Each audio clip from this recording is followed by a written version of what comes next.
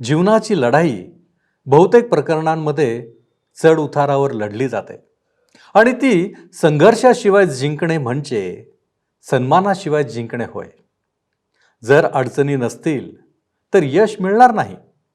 जर संघर्ष करण्यासारखे काहीच नसते तर काहीही साध्य झाले नसते. काय आपल्या जीवनामध्ये संघर्ष आहे?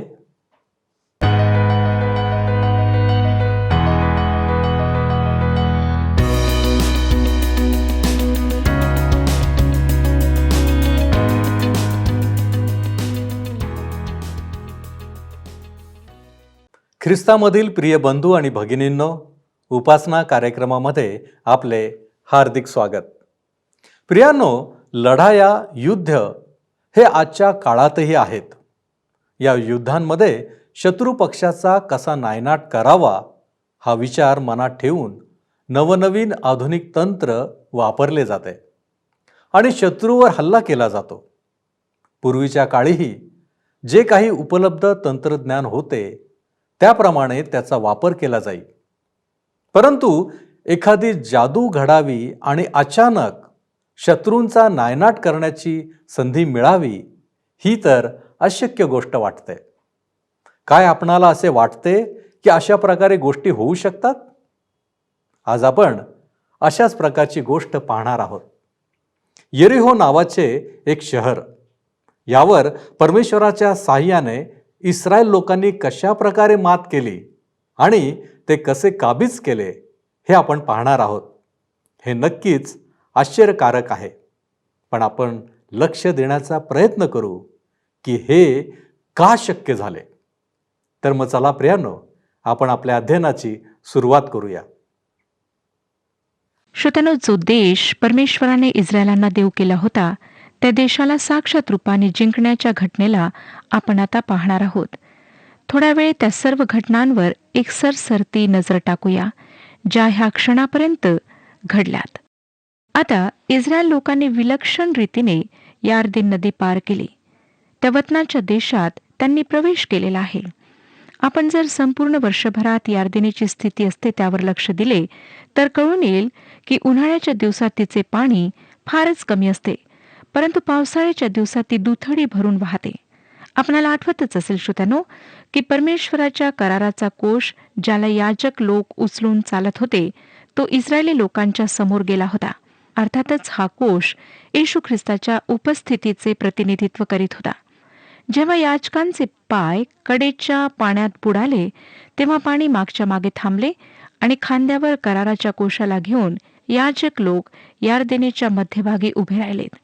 ते त्या ठिकाणी तोपर्यंत उभे होते जोपर्यंत सारे लोक यार्देन नदी पार करून गेले नाहीत आणि स्मरणार्थ 12 दगड त्या ठिकाणी ठेवण्यात आलेत. आता इस्रायली लोकांनी यार्देन नदीच्या पश्चिमी तीरावर छावणी टाकली आहे. किती वैभवशाली आणि अद्भुत आभार मानण्याची वेळ त्यांची वाट पाहत होती. ह्याच देशाला ज्यामध्ये दुधामधाचे प्रवाह आहेत त्याला देण्याचे वचन परमेश्वराने त्यांना दिले होते. हाच तो देश होता ज्यावर ताबा मिळविण्याकरिता परमेश्वराने त्यांना सांगितले होते. त्यांचे हृदय आनंदाने भरलेले होते, ह्यात काही शंका नाही. आभार प्रदर्शनाची भावना त्यांच्या मनात उसळी मारत होती आणि आनंदाची लहर त्यांच्यामधून वाहत होती.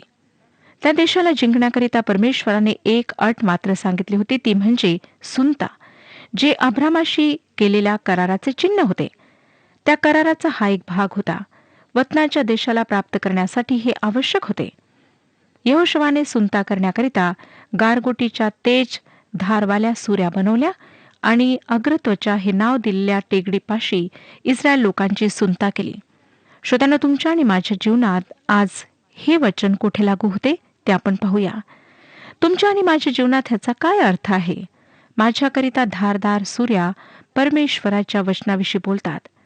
जे वचन सजीव, सक्रिय, कोणत्याही दुधारी तरवारीपेक्षा तीक्ष्ण असून जीव व आत्मा, सांधे व मज्जा ह्यांना भेदून आरपार जाणारे आणि मनातील विचार व हेतू ह्यांचे परीक्षक असे आहे. ते अलग अलग करू शकते. आज आमच्या जगात नैतिकतेच्या सर्व रेषा पुसण्यात आलेल्या आहेत, परंतु परमेश्वराच्या वचनात अजूनही पांढरे आणि काळे अलग अलग करण्यात आलेले आहे. आम्हाला पवित्र शास्त्रात सांगितलेल्या नैतिकतेकडे वापस जायचे आहे, कारण जोपर्यंत हे राष्ट्र, हे लोक परमेश्वराच्या वचनाकडे वळणार नाहीत, तोपर्यंत त्यांना आशीर्वाद प्राप्त होणार नव्हते. जिंकण्याकरिता दुसरी अट जी सांगण्यात आली होती ती म्हणजे परमेश्वराच्या सेना नायकाचे यहोशवाला दर्शन देणे आणि आदेश देणे. यहोशुआ जो संपूर्ण इस्रायल राष्ट्राचा सेनापती होता, त्याला देवाकडून आदेश मिळणार होते. जे काही देव सांगेल तसेच त्याला करायचे होते. आता विजयाचे जे पहिले पाऊल त्यांना उचलायचे होते ते होते यरीहो. आणि ह्या देशाला जिंकण्याकरिता त्याला विभागण्याची युक्ती करण्यात आली होती. येरिहो आणि आय नगराला ताब्यात घेतल्यानंतर त्या देशाचे जे केंद्र राहील ते त्यांच्या ताब्यात राहील. त्यानंतर ते दक्षिण भागाकडे वळतील. ही जी विभाजन करण्याची पद्धती होती तीच पद्धती त्या काळात आणि आज सुद्धा युद्धामध्ये उपयोगात आणल्या जाते. शत्रूला विभागण्यात येते आणि नंतर त्यांना तुकड्या तुकड्यामध्ये जिंकण्यात येते. ही पद्धती यादवी युद्धात, पहिल्या जागतिक युद्धात आणि दुसऱ्या जागतिक युद्धामध्ये उपयोगात आणल्या गेली. तरी पण येरिहो शहर जिंकण्यामध्ये जी पद्धती उपयोगात आणल्या गेली ती पुन्हा उपयोगात आणल्या जाणार नाही. आता आपण ह्या गोष्टीला वचनाद्वारे पाहूया. 6वा अध्याय 1 वचन सांगतं, इस्रायल लोकांच्या भीतीमुळे येरिहोच्या वेशी मजबूत लावून घेण्यात आल्या होत्या. कोणी बाहेर गेला नाही की आत आला नाही. इस्रायलांच्या आक्रमणाच्या भीतीने येरिहो शहराची पूर्णपणे तयारी करण्यात आली होती. येरिहोच्या लोकांना मुळीच कल्पना नव्हती की इस्रायली लोक इतक्या लवकर त्या ठिकाणी पोहोचतील. परंतु तरी त्यांनी सर्व वेशी मजबूत लावून घेतल्या होत्या आणि ते आक्रमणाकरिता तयारीत होते. 2 ते 5 वचने सांगतात, परमेश्वर यहोशुआला म्हणाला, पहा, येरिहो, त्याचा राजा व त्याचे पराक्रमी वीर मी तुझ्या हाती दिले आहेत. तुम्ही सगळे योद्धे ह्या नगरासभोवती एक प्रदर्शना घाला. असे 6 दिवस करा. 7 याजकांनी 7 रणशिंगे घेऊन कोशापुढे चालावे.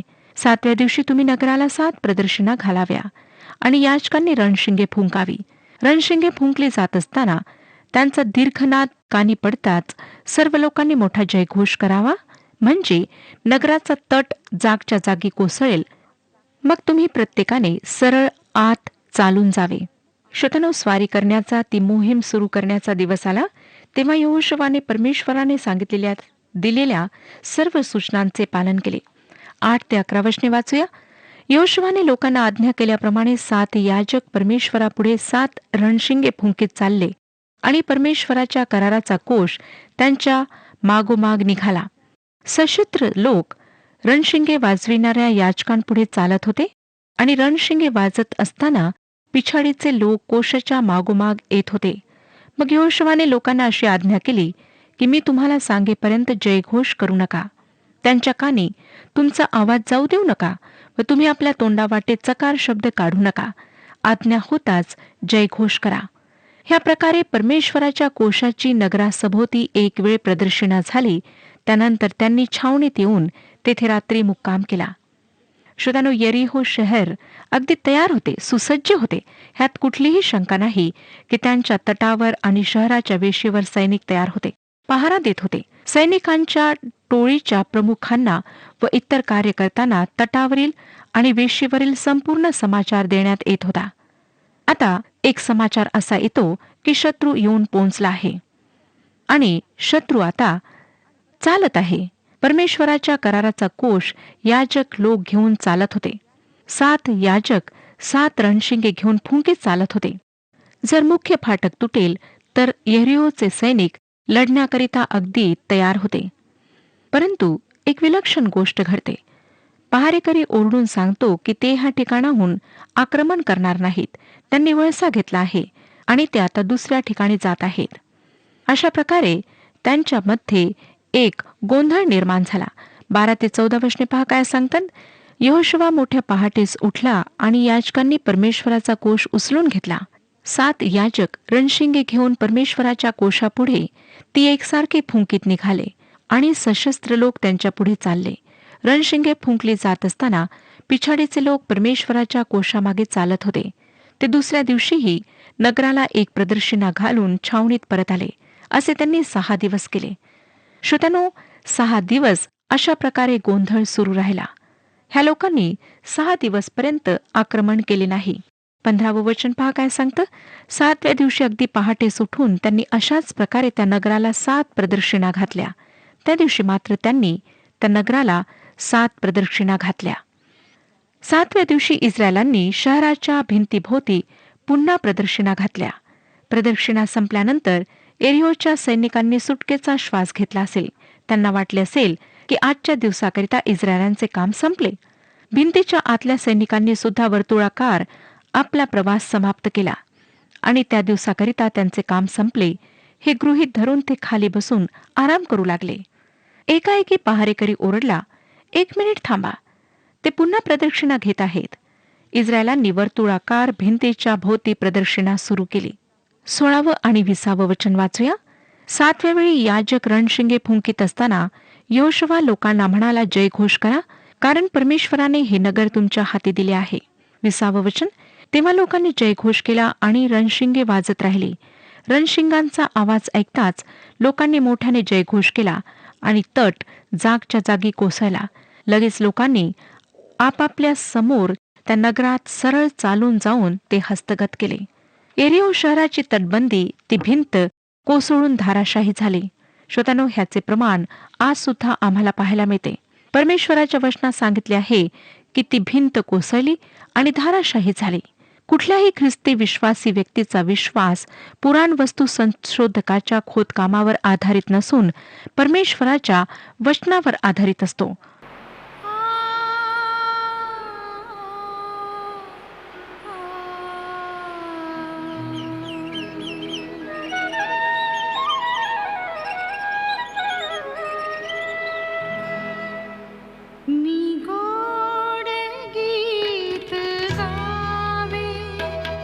देवा तुझ्या प्रीतीचे मी गोड गीत गावे. देवा तुझ्या प्रीतीचे तुझेच गुण गावे. हे ध्येय जीवनाचे, हे ध्येय जीवनाचे मी गोड गीत गावे. देवा तुझ्या प्रीतीचे.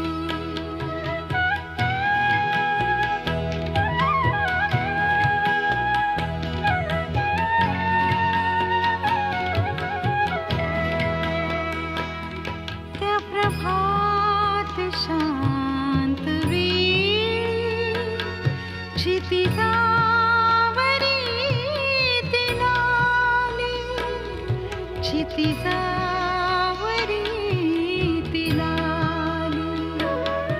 बेरोनी आल्या वेली गाण्या तुला भूपाळी, गाण्या तुला भूपाळी.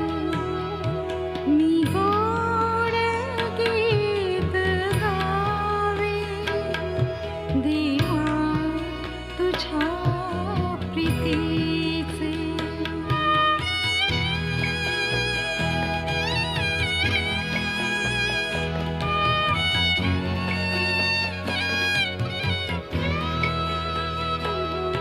येशूची प्रीती गावी, महिमा तुझी वर्णावी, महिमा तुझी वर्णावी.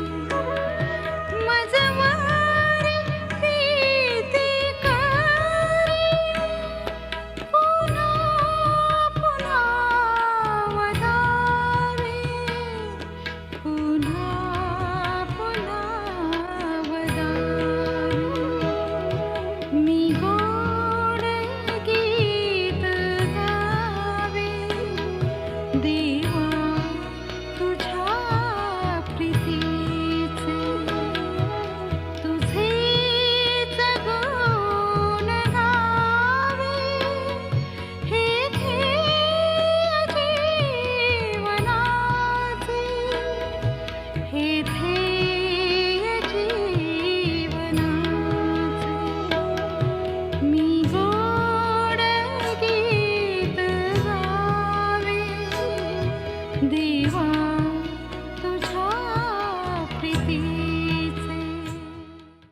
इब्री लोकासपत्र 11 अध्याय आणि 30 वचन सांगतं की विश्वासाने यरीहोच्या गावकुसाभोवती 7 दिवस फेऱ्या घालण्यात आल्यावर ते पडले.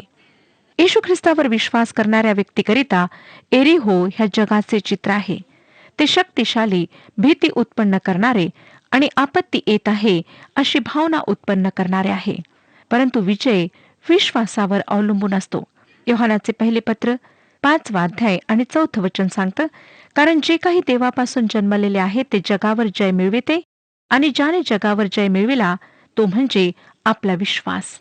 इब्री लोकासपत्र 11 अध्याय ह्यामध्ये आपण वाचतो की आजपर्यंत कशा प्रकारे परमेश्वराने निवडलेल्या त्याच्या सेवकांच्या जीवनात विश्वासाने कार्य केले. विश्वासाच्या आधारावर त्यांनी जगाशी टक्कर घेतली आणि विजय प्राप्त केला. श्रोत्यानो, ह्यावेळी परमेश्वर इस्रायलांकरिता लढत होता. आता 2 महत्वाच्या गोष्टी आपण थोडक्यात पाहूया. पहिली गोष्ट, रहाब वाचली होती.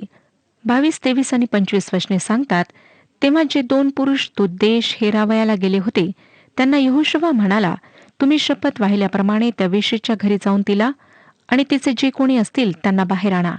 तेव्हा त्या तरुण हेरांनी आज जाऊन राहाबेला, तिच्या आईबापांना, भाऊबंदांना, तिचे जे कोणी होते त्या सर्वांना म्हणजे तिच्या सर्व आप्तजनांना बाहेर आणून इस्रायलाच्या छावणीबाहेर नेऊन ठेवले. 25 वचन, यहोशुवाने राहाब वेश्या, तिच्या बापाचा परिवार व तिचे जे कोणी होते ते सर्व वाचविले. तिचा वंश आजपर्यंत इस्रायल लोकांमध्ये वसत आहे, कारण जे जासूद यरीहो हेरावयाला यहोशुवाने पाठविले होते त्यांना तिने लपवून ठेवले होते. श्रोत्यानो, राहाबीला देण्यात आलेले वचन त्यांनी पूर्ण केले. 26 वचन, त्या समय यहोशुवाने असा शाप दिला की जो कोणी यरीहो नगर उभारण्यास प्रवृत्त होईल त्याला परमेश्वराचा शाप लागेल. त्याचा पाया घालताच त्याचा ज्येष्ठ पुत्र मरेल आणि त्याच्या वेशी उभारताच त्याचा कनिष्ठ पुत्र मरेल. राजाचे पहिले पुस्तक आणि 16 अध्याय ह्यामध्ये आम्हाला पाहायला मिळतं की यरीहो शहर पुन्हा वसविण्यात आले आणि परमेश्वराचा शाप त्या पुरुषावर आणि त्याच्या पुत्रांवर आला. श्रोत्यानो, एकदा त्या आज्ञेकडे पाहूया जी आज्ञा स्पष्ट रूपाने परमेश्वराने ह्यांना दिली होती. परमेश्वराने सांगितले होते की जे काही त्या शहरात आहे त्याचा नाश करा, परंतु सोने, रुपे आणि पितळीची व लोखंडाची पात्रे परमेश्वरास अर्पण होत ती परमेश्वराच्या भांडारात गेली पाहिजेत. कुठल्याही योद्ध्याने स्वतःकरिता काहीच ठेवू नये. पुढच्या अध्यायात आम्ही पाहणार आहोत की यरीहोच्या युद्धामध्ये कोणत्या व्यक्तीने चोरी केली. 7 अध्याय आपण सुरू करीत आहोत. यहोशुवाचे पुस्तक 7 अध्याय. पहिलं वचन मी आपणाकरिता वाचत आहे. इस्रायल लोकांनी समर्पित वस्तूंच्या बाबतीत विश्वासघात केला. यहुदा वंशातील आखान बिन कर्मी बिन जब्दी बिन जेरह ह्याने समर्पित वस्तूंपैकी काही ठेवून घेतल्या, म्हणून इस्रायल लोकांवर परमेश्वराचा कोप भडकला. श्रोत्यानो, आम्हाला दिसतं की इस्रायल लोकांनी अपराध केला, परंतु तो अपराध करणारा एकच व्यक्ती होता. आखानने जे काही केले त्यामुळे संपूर्ण राष्ट्राला त्याचा परिणाम भोगावा लागला. हे फारच चित्तवेधक आहे, कारण बरेच लोक बाहेर उभे राहून मंडळांवर टीकाटिप्पणी करतात. मंडळीची अयशस्विता, धर्मत्याग ह्याविषयी चर्चा करतात. ह्यापैकी काही मी सुद्धा करते. परंतु माझ्या प्रिय श्रोत्यांनो, मंडळीचे सदस्य होण्याच्या नात्याने बोलणे फरक आहे आणि नुसतेच बाहेर उभे राहून बोलणे फरक आहे. जर तुमची मंडळी अयशस्वी आहे, जेथे काही गोष्टी जशा व्हायला हव्यात तशा होत नाहीत, ती जर धर्माचा त्याग करून चुकीच्या मार्गावर चालत आहे, तर तुम्ही आणि मी मंडळीचे सदस्य होण्याच्या नात्याने त्यात समाविष्ट आहोत. जर एक सदस्य दुःख सोसतो तर त्याच्यासोबत सगळेच दुःखी होतात. करिन्थकरास पहिले पत्र 12 अध्याय आणि 26 वचन सांगतं, एक अवयव दुखावला तर त्याच्याबरोबर सर्व अवयवांना सोसावे लागते. एका अवयवाचा सन्मान झाला तर त्याच्यासोबत सर्व अवयव आनंदित होतात. आता आपण 2 आणि 3 वचने वाचूया. बेथेलच्या पूर्वेस बेथ आवेनाजवळ आय नगर आहे. तिकडे यहोशुवाने एरिहोहून माणसे पाठविली आणि त्यांना सांगितले की जा, तो देश हेरा. तेव्हा त्यांनी जाऊन आय हेरले. नंतर ते यहोशुवाकडे परत येऊन म्हणाले, सर्व लोकांना तेथे जावयाला नको, फक्त 2-3 हजार पुरुषांनी जाऊन आय नगरावर हल्ला करावा. तेथे सर्व लोकांना जाण्याचे कष्ट देण्याची गरज नाही, कारण ते लोक थोडकेच आहेत. श्रोत्यानो, येरिहो जगाला दर्शविते, आय नगर देहाला दर्शविते. काही देवाचे संत येरिहो शहराभोवती फेरा घालीत आहेत, रणशिंगे फुंकत आहेत, जसे ते विभक्त केलेले ख्रिस्ते आहेत. परंतु ते तितकेच नकारात्मक विचारांनी भरलेले आहेत जितके अन्य लोक. जेव्हा ते म्हणतात की आम्ही हे करीत नाही, ते करीत नाही, तेव्हा खरे पाहता ते आत्मिक रीतीने विवस्त्र होतात. एक एक करून त्या सर्व गोष्टी दूर करतात ज्या त्यांच्या दृष्टीने जगिक आहेत, सांसारिक आहेत. परंतु दैहिक बाबतींविषयी काय? मंडळांमधील काही अतिभयंकर लोक जे स्वतःला अति धार्मिक समजतात, ते जगावर व जगातील गोष्टींवर विजय प्राप्त करण्याविषयी बोलतात, परंतु त्यांचा आय नगरात पराजय होतो. काही लोकांचे बोलणे इतक्या नीच प्रकारचे असते की आम्ही त्याची कल्पना सुद्धा करू शकत नाही. दैहिक वासनांनी बरेचसे लोक अशा प्रकारे बांधल्या गेलेले आहेत जसे दोरखंडाने किंवा साखळीने बांधण्यात यावेत. त्यांना असं वाटतं की आम्ही फारच चांगले उच्च प्रतीचे ख्रिस्ती जीवन जगत आहोत. इतकंच नाही, पण विजयी जीवन जगत आहोत, ज्याविषयी ते बरेच काही बोलतात. तरी सुद्धा त्यांना विजयी जीवन काय आहे हे माहीत नाही. विजयी जीवन देवाचे जीवन आहे. विजय नेहमी परमेश्वराचा होतो, आमचा नाही. इस्रायली लोक विजयाच्या उन्मादात होते. त्यांनी येरिहोवर विजय मिळवला होता.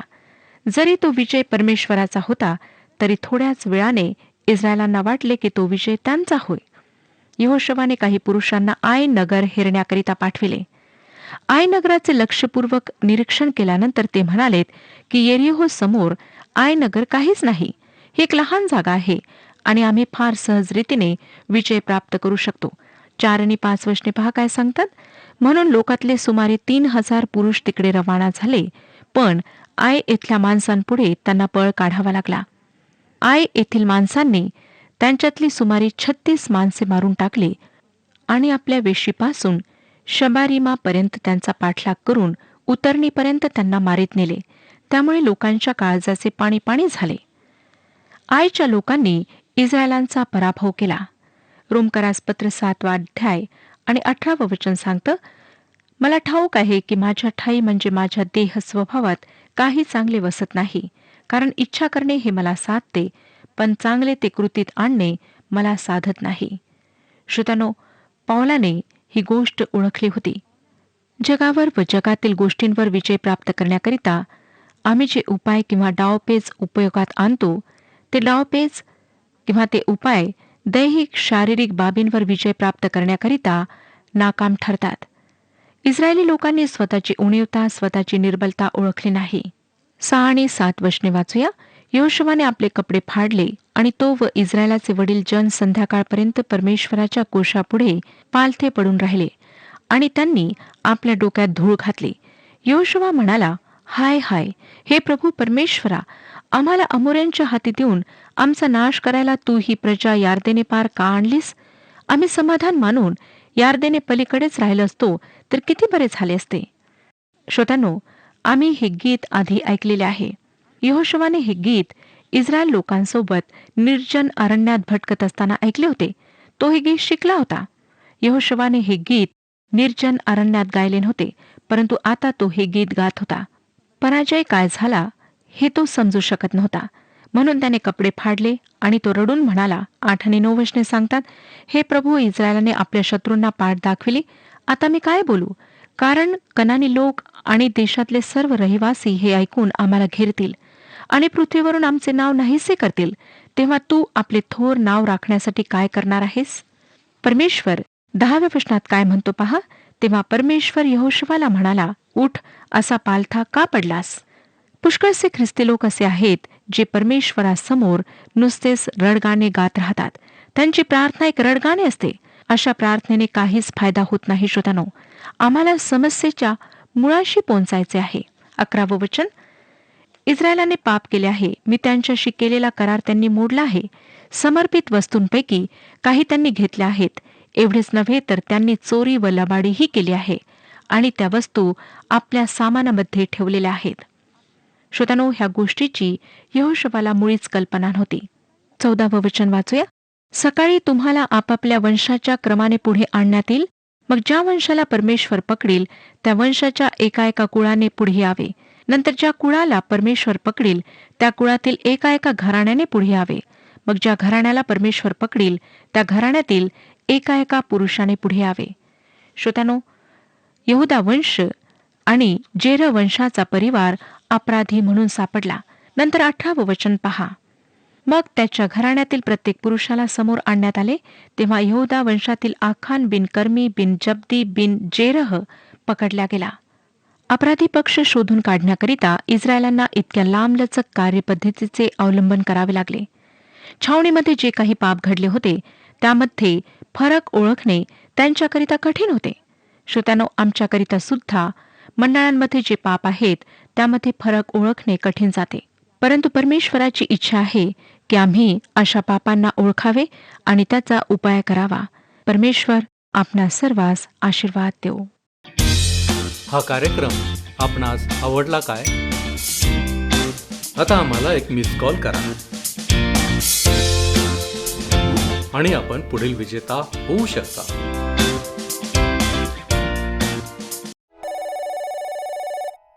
प्रियांनो, देवाचे वचन आहे की मी तुला सोडणार नाही, मी तुला टाकणार नाही. जेव्हा आम्ही देवाच्या आज्ञा पाळतो, त्याचे इच्छेप्रमाणे करतो, तेव्हा तो आम्हाला आशीर्वादित करतो. तो त्याचे अभिवचन कधीही विसरत नाही. नेमकी हीच गोष्ट आज आम्हाला पाहायला मिळाली. इस्रायल लोकांनी केवळ यरीहोच्या भिंतीभोवती प्रदक्षिणा घातल्या आणि जे काही देवाने त्यांना सांगितले ते त्यांनी केले. प्रियांनो, हे देवाचे गौरव आहे, ही देवाची कृपा आहे. काय आपल्या जीवनात यरीहोप्रमाणे अभेद्य अशा काही समस्या, अडचणी किंवा अडखळण्या आहेत काय? देवाच्या आज्ञा पाळा, त्याच्या इच्छेने सर्व काही करा. तो या सर्व भिंती पाडण्यासाठी तुम्हाला मदत करेल. आपण प्रार्थना करू.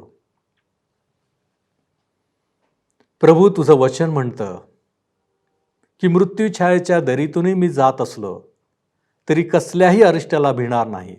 होय प्रभूजी, तुझ्या वचनाप्रमाणे ज्यावेळेस तू आमच्याबरोबर आहेस, आमच्या जीवनामधल्या प्रत्येक संघर्षामध्ये, प्रत्येक लढाईमध्ये आम्हाला घाबरण्याचं कारण नाही.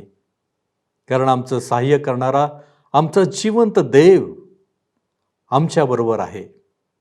आणि म्हणूनच आमचं केवळ कर्तव्य आहे की आम्ही तुझं आज्ञापालन करावं. तू जे सांगतोस ते आम्ही ऐकावं. होय प्रभूजी, आश्चर्यकारक अशी घटना आज आम्ही पाहिली तुझ्या वचनांच्याद्वारे. होय प्रभूजी, अशाच प्रकारच्या आश्चर्यकारक घटना तू आमच्याही जीवनामध्ये करण्यासाठी आज उत्सुक आहे. प्रश्न केवळ हाच आहे की काय आम्ही तयार आहोत? होय प्रभूजी, आम्ही तयार आहोत. आमचं जीवन आम्ही तुला समर्पित करतो. तू आमचा स्वीकार कर, तू आम्हाला आशीर्वादित कर. येशू ख्रिस्त आमचा प्रभू याच्याद्वारे मागतो म्हणून तू ऐक. आमेन. देवाचे भय धरा, त्याच्या आज्ञा पाळा. प्रभू आपणास सहाय्य करो.